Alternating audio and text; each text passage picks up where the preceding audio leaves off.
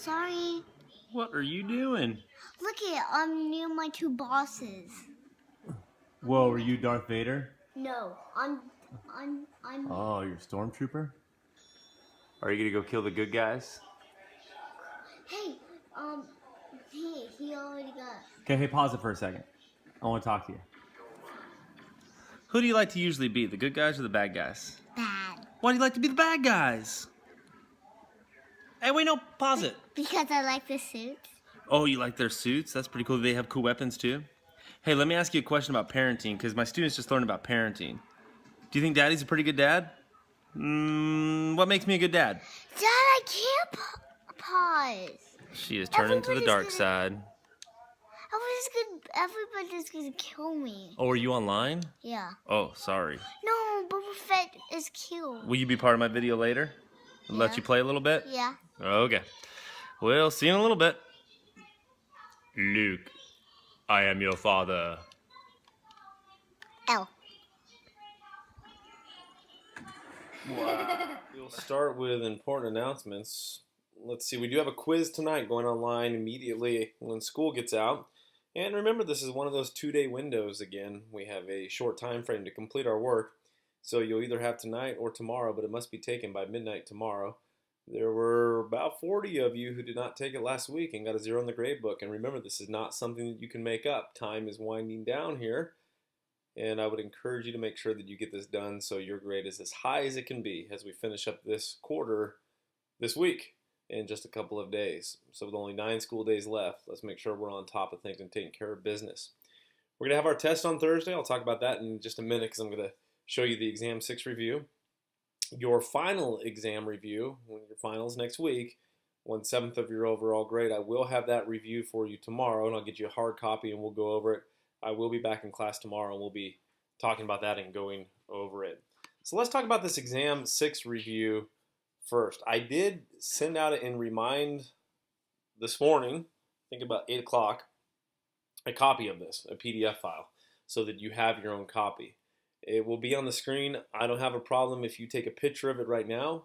If you did not receive that text message, if you're not on that thread for Remind, go ahead and pull out your device and excuse me, take a picture of it.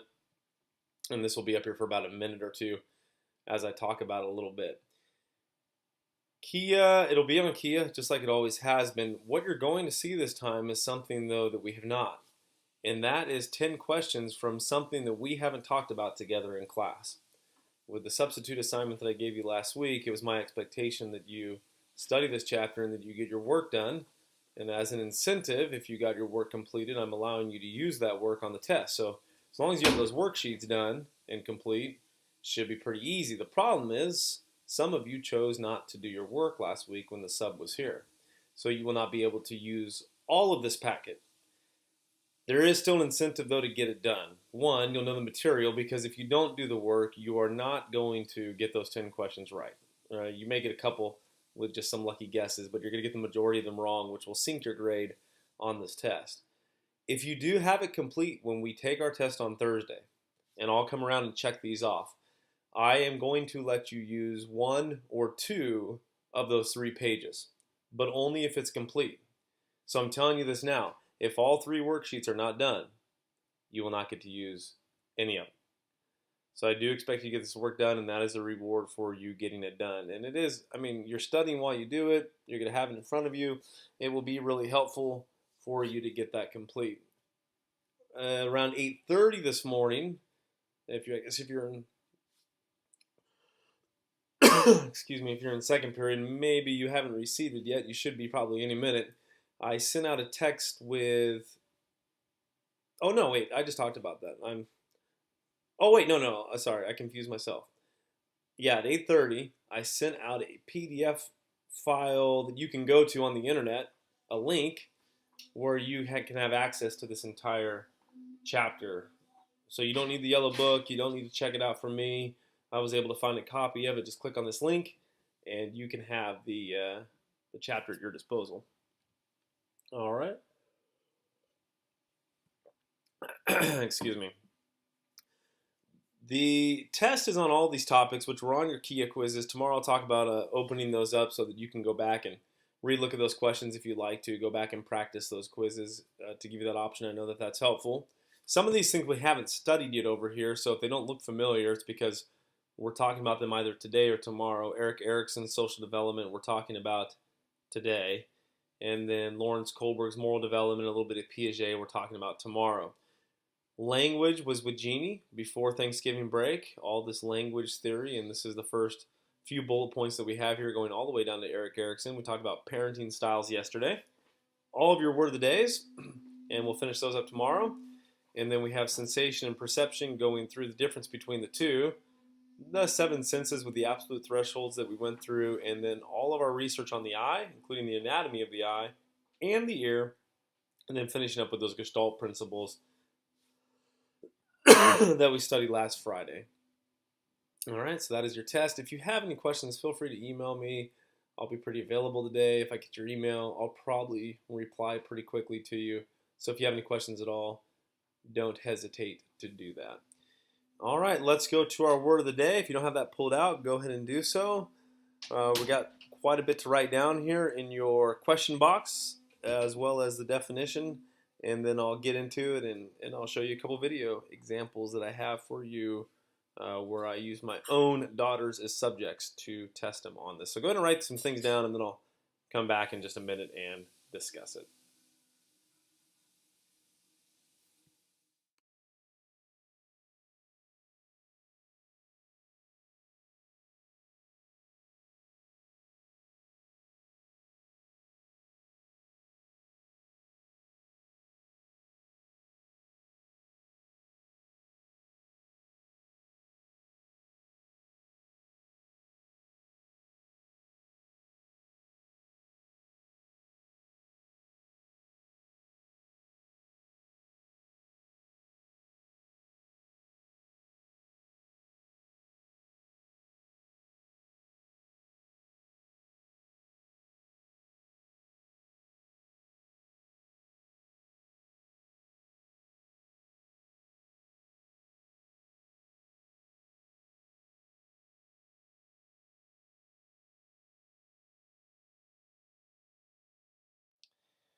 Jean Piaget is the French psychologist who came up with this principle of conservation. And I'm going to talk more about him tomorrow when I'm back in class, and we might even watch a little documentary connected to some of his research. But he focused his research on how the brain changes and what the brain is capable of doing in different stages of our life. A 18-year-old can do things cognitively that a 4-year-old cannot. And that's not something that all of you are unaware of. But I think we forget it often. We have high expectations on children to be able to do things and think the way that we do when research shows that they are not capable of doing so. He came up with kind of 4 different big stages that we go through, and there's all these developmental changes that take place within that stage. Conservation occurs in the 3rd stage, which is around the ages of 7 to 11 when you're going through this 3rd stage. And there are names for these other 4 stages. We're all in the 4th stage now. The 4 stages from about 12 on for the rest of your life, you seem to be in this formal operational stage. Again, we'll come back to it tomorrow. Conservation is this. Children prior to the age of 6 do not understand that when something changes, like the shape of something changes, they don't understand that the quantity stays the same. So if I get a ball of Play-Doh and I smush it all out and I flatten it out, children of the ages of 4 or 5 will now think that there's more Play-Doh because it visually appears to take up more space, although you would know that the quantity is exactly the same. Or for example, if you give a child a piece of pizza, and this is in the background here, and they say, I want more pizza, that's not enough pizza. If they have not developed conservation, with little kids like 3 and 4 years old, you can cut that slice of pizza in half right in front of their face, and now they'll think they have more because they see 2 separate pieces, even though the 2 make up the same exact amount as the 1 that they had prior to them. So I've shot a couple of videos here with my daughters to show you that they do not have conservation yet. Now, as one gets closer to the ages of 6 or 7 developmentally, they will start to show glimpses of conservation, but it's usually not until around 7 or 8 until they fully grasp the idea. So you'll see that my 3-year-old, she has no idea what's going on. When I'm talking to her, she has really no signs of conservation yet. My a 5-year-old, you see her start to think about things a little bit more, but you also see that she does not pass the water test when it comes to conservation. So I'm going to show you these videos, and I'll come back and I'll explain a little bit more. Then we'll go into our lesson today. Will you be part of our video? Yeah. Okay, can you tell everybody your name? Bear. What's your name? Bear. Bear Blair? Yeah. Okay. Hey, so we got some pretzels. Do you like pretzels? Yeah. Are they so yummy? Yeah. Okay, let's say Daddy here is going to take this many pretzels, and you're going to have this many. No, not yet. We got to wait. Who has more pretzels? Didn't he have? No, just who has more pretzels? Daddy or Bear Blair? Bear. I want to. You have, you want 2 pretzels? Yeah. Okay, here, let me give you 2. Okay, now do you have 2 pretzels? Yeah. All right, are you happy? Yeah. Okay, you can eat them. Can you say bye-bye? Bye-bye. Hey, look at the camera. Can you say bye-bye to my students? Bye-bye, students. See you next time. Next now. All right, ready for this? You pumped up? You pumped up? Can you tell your class your name? Blair. Leia. Princess Leia? No, Blair. Oh, your name's Blair? No, your name's Kennedy. Are you pumped up for the new Star Wars movie? Uh-huh. All right, so let's eat some cookies. Wait, hold on. Hold on, Blair. Okay, so we got how many cookies here? 3. Okay, if I take 2 and I give you 1, hold on. Who has more cookies? Me. Is that fair? No. Yes. It is fair? No. It's not fair. Why? Who has more? Me. Okay, so if I take this cookie and I break it in half, I give it to you. Who has more cookies now? Or- Me. Do you have more? Do I have more? Or do we have the same? More. You have more. Why do I have more? Because you have a big one and I have a cut off one. Oh, good job. I High five. want mine. Awesome. I want Your names for the video camera? Kennedy. All right, Kennedy, it's your turn for the test. All right, you ready, Mom? Hold this. Okay, Kennedy, is there more water in this glass, more water in this glass, or are they the same? Same. They're the same, you sure? No, Okay. that one's higher than mine. No, I think, It's what do you think, they're the same? Yeah. Okay, they're the same. All right, so if I take this glass here and I pour this water in this glass, which one has more water now? Does this one have more water? Does Yeah. this one have more water? Or are they the same? This one. Why does this one have more water? Because it's bigger. Because it's bigger. Okay, good job, thank you. It's small.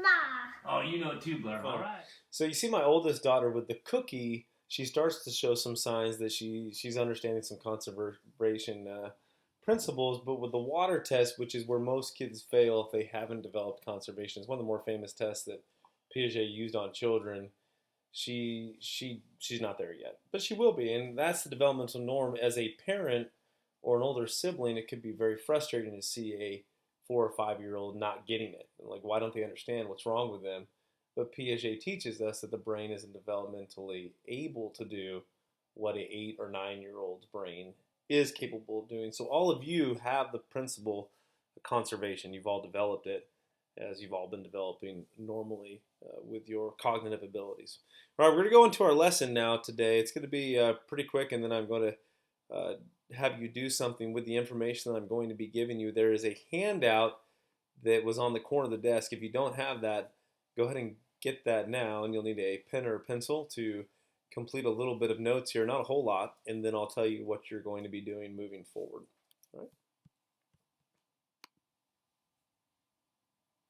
All right. You have, let's see, you have this worksheet here right in front of you, and I'm going to tell you how you fill out it in a moment, but I want to introduce to you our psychologist today who we're going to be learning from, and his name is Erik Erikson, which is a pretty cool name.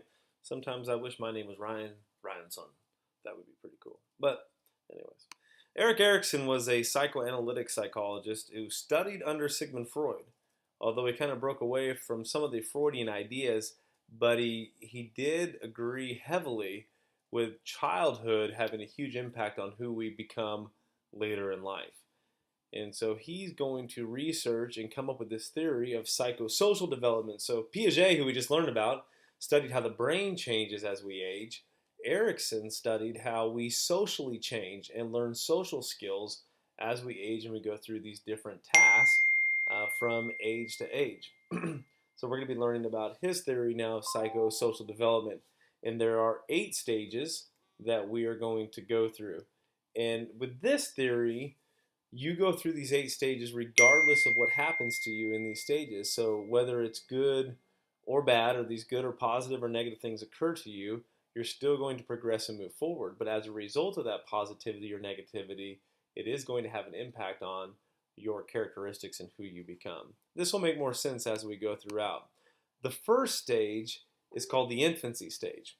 So on your handout here, let me bring this back over to our screen. You have that title. You have the ages for you. I've put those on your worksheet. The psychosocial crises is what is going to occur as a positive or negative moving forward out of this stage. And in stage 1, you're going to write trust versus mistrust on that. I put an issue. It's the issue, but it's also known as the crises that's occurring. So out of this stage, we are going to learn to either trust people or learn not to trust people who are deserving of our trust.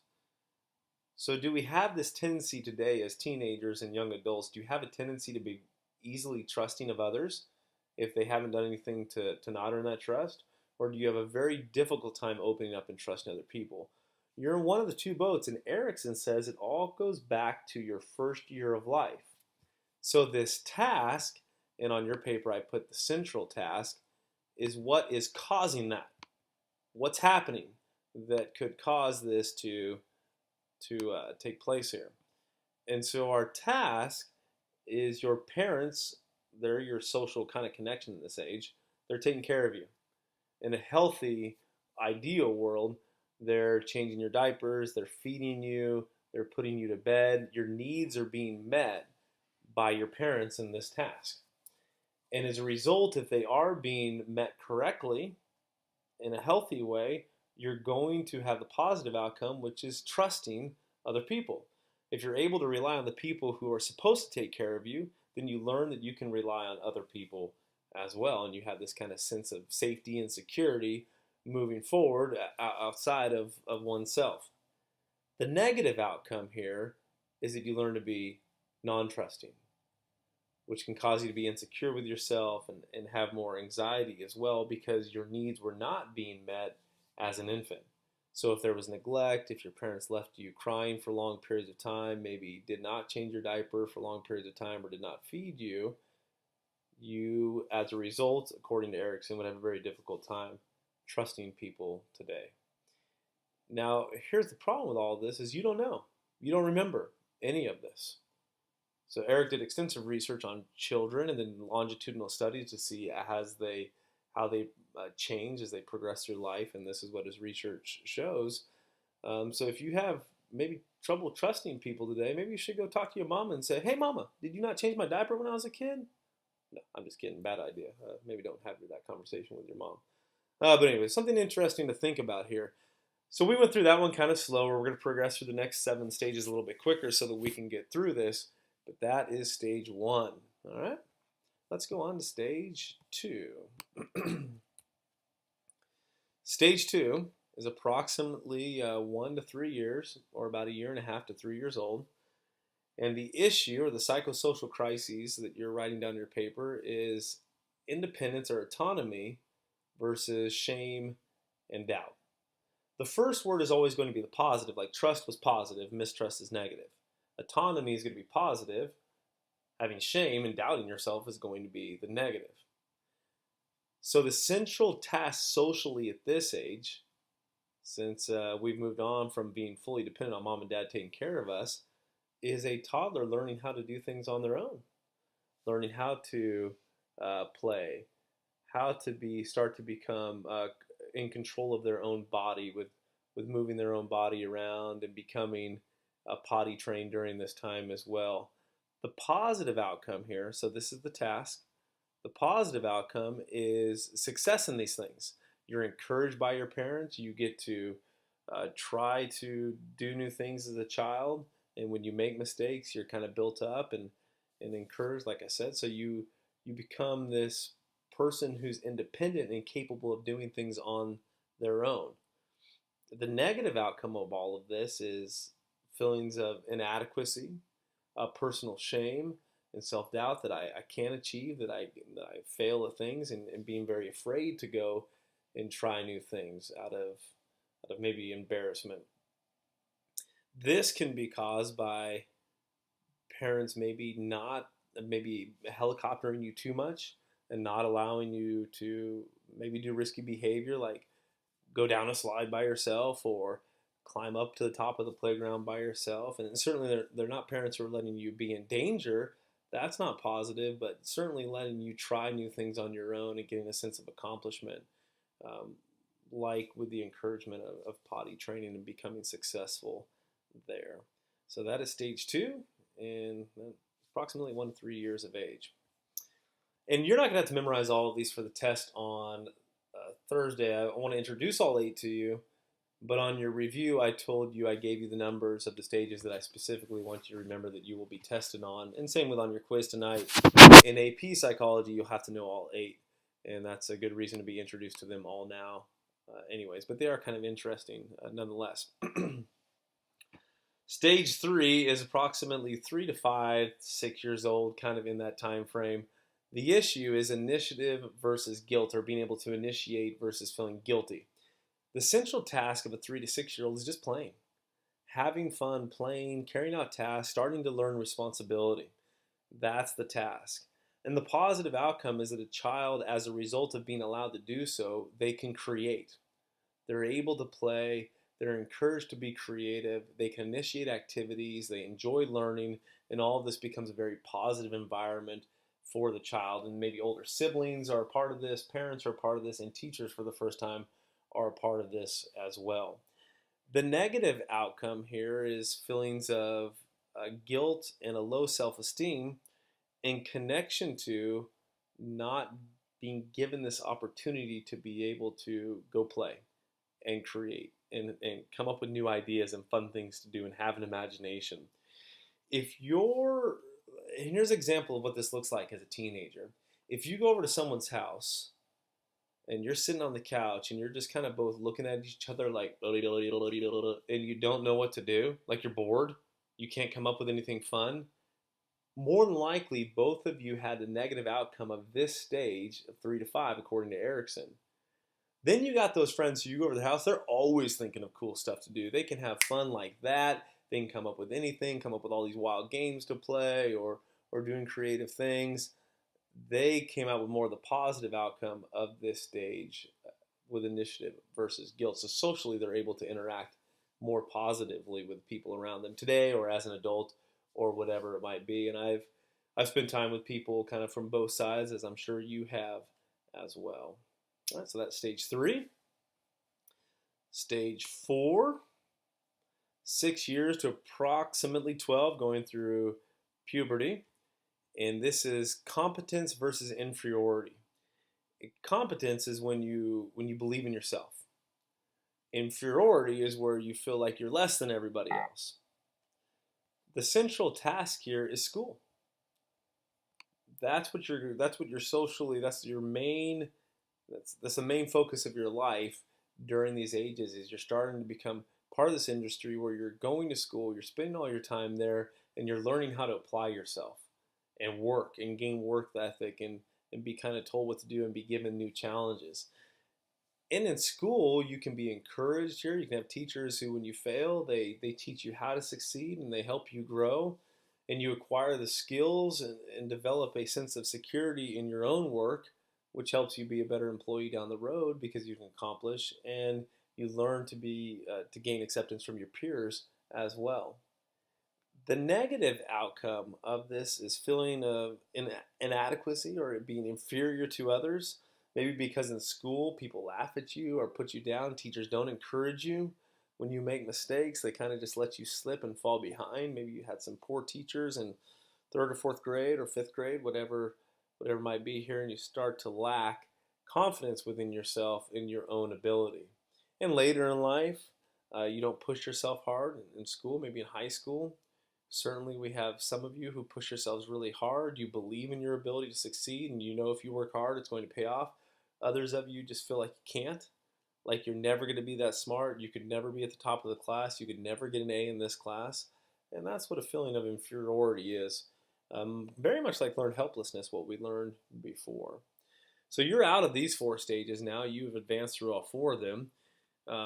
You could kind of think to yourself, what characteristics do I have today? Are they the positive? Are they the negative? Are they both? Maybe you have positive from stages 1 and 3, but more of the negative outcome of stages 2 and 4, which is very possible. You have different people interacting with you socially as you're progressing through your life. Maybe stage 1, it was mom and dad, and stage 2, you had some siblings started to be introduced to you and teachers, and then maybe some different primary caregivers stepped in your life as well. All right, we're going to flip over the paper. We're going to go through starting with the stage that most of you are in now, and then we'll progress forward to later in life. All right, so those stages 1 through 4. Stage 5, the stage you are in now, your early adolescence, or going kind of up through your teens, your 20s. This is very flexible depending on kind of what you're doing with your life. If you're still kind of in that teenage type of role as you're coming out of high school and maybe very dependent on your parents, and even though you might be going to school, that might be the case, or you go into the workforce. Some people leaving high school immediately go into having their own family, maybe with children, or being married. So that can be very flexible here, but most of you are in this adolescent stage. The crisis is finding your identity. And that's the positive as we come out of here, and the negative is role confusion and not really knowing who you are as you're coming out of high school. The central task here, sorry that the word pure is on your paper, you can just kind of scribble that out. It's testing our roles and finding ourselves. As you come into largely late middle school and high school, this time period, you start kind of experimenting with who you are. For your whole life as a child, you've kind of become, or you are your parents' product. But this is where we start to discover who we are with our own interests and our own personality traits. And we start testing roles. And maybe you hang out with different groups of people and different cliques, and as you're kind of discovering your own interest and your own likes. Through this time, what we hope socially is that you find who you are and you are confident in who you are as you're discovering that. The negative is we don't. We are conforming to maybe other people who we are just trying to fit in with, but that's not really who we are. Or you have unsuccesses in that area as well. So the positive outcome is you get the strong group identity, and as a result of knowing who you are, you know what you want for the future. So you know where you're going to school, what you want to do with your life. Maybe you don't exactly know, you haven't chosen your career path for sure, but you have an idea of your interest and what you want to do. There are juniors and seniors right now. I guess we're largely talking about seniors who are getting close to graduating here. We're halfway through the year, who don't know what they're going to do, who have no idea where they're going to go to school maybe, or if they're going to start a job, or what they want to do with their life. And that can be a very scary place to be, so a very unclear sense of self. And largely, it begins in this stage 5, kind of moving forward and out of this stage. All right, stage 5. Stage 6, where you'll be going to next, is early adulthood, approximately early 20s to mid 30s to late 30s. And the name of this stage, or the issue going on here, is intimacy versus isolation. And socially, this is where you develop your closest relationships.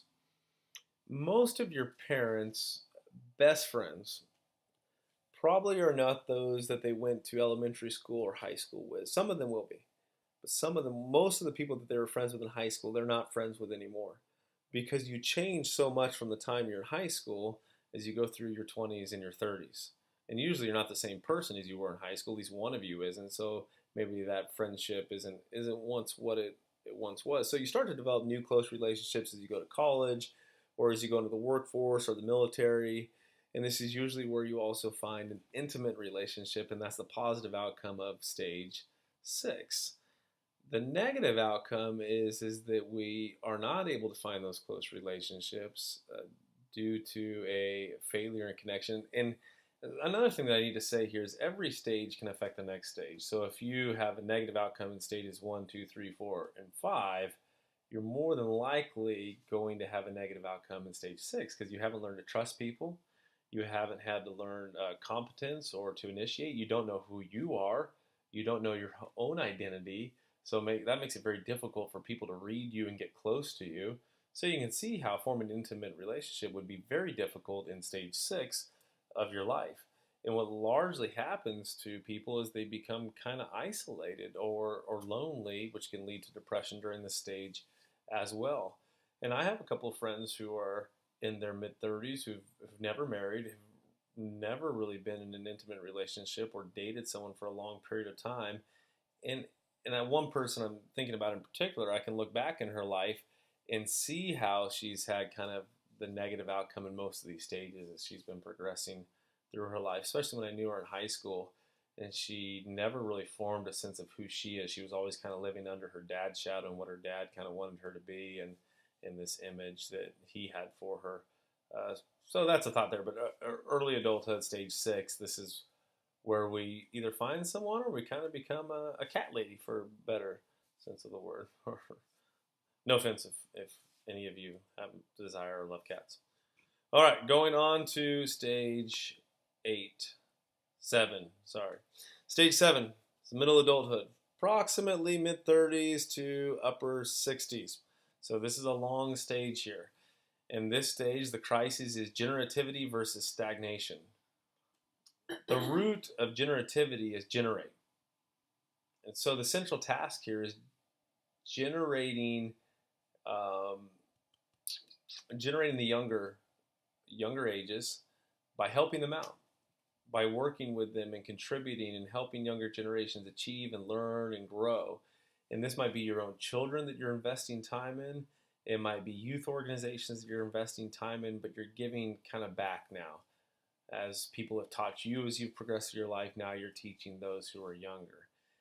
Or you can kind of become stagnant and just kind of focus on yourself and your job, which will lead to the negative outcome here of being kind of self-indulgent and kind of not having goals for the future and lack of purpose with one's life during this stage. And this is where midlife crises occur as well. And one of the things that avoids midlife crises is contributing to people who are younger and helping people who are younger in your life or finding people to help. So the positive outcome is focus of concern beyond yourself, again, with family or society or future generations, but you're helping them learn and grow. Stage 7. And now we go to stage 8, the final stage. This is late adulthood. This is the end of your life, 60 and up to 75 years, but it's really through the end of your life here. So that might be 80 or 90 or even 100. And the crisis here is called ego integrity versus despair. We learned what the ego was from Freud, and we see a Freudian concept being put here. And remember that Erik Erikson was a psychoanalytic, so at some degree he learned about the id, the ego, and superego, and believed in those theories of Freud.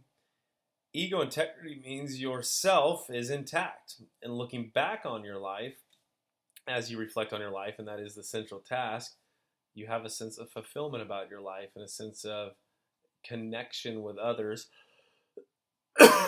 and forming this close relationship with others. So you feel good about your life. And this usually leads to passing in peace and being content with the life that you've led. Maybe not that you led a perfect life by any means, but overall you're very pleased with how you interacted socially with other people.